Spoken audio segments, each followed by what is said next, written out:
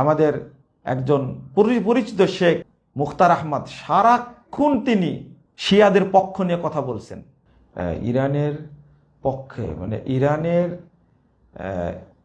ধর্মটাকে, রাফিজি ধর্মটাকে আমাদের দেশের মানুষ ইসলাম মনে করে, অথচ অন্য দেশে সৌদি আরবের পর্দার ব্যাঘাট ঘটছে, এইটা নিয়ে গান বাজনা, এইটা নিয়ে সমালোচনা করছে।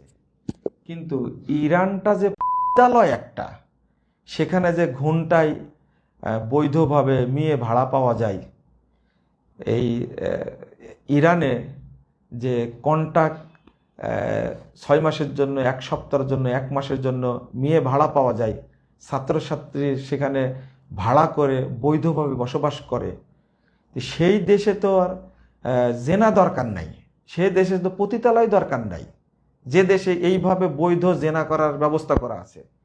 আমাদের দেশের আলেমরা যদি বুঝতো যে ইরানের বাস্তবতা অবস্থাটা, তাহলে কখনো ইরানের পক্ষে কথা বলতো না। পুরো ইরানটাই হলো এটা কন্ট্রাক্ট বিয়ে তারা জায়েজ করেছে। আর কত নোংরা নোংরা কথা আছে, মানে কন্ট্রাক্ট বিয়ে করেছে, এরপরেও ফজিলত বর্ণনা করেছে।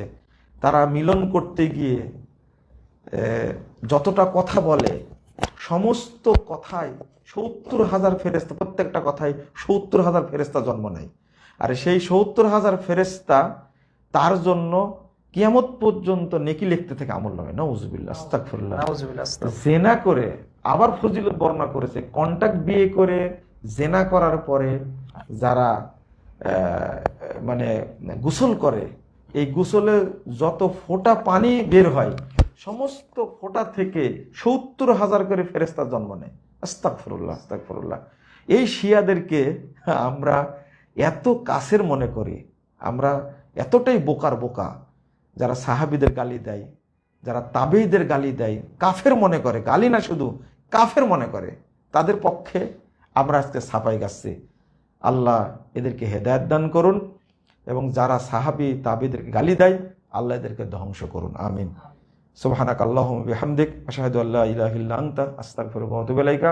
ওয়াসসালামু আলাইকুম ওয়া রাহমাতুল্লাহি ওয়া বারাকাতুহু।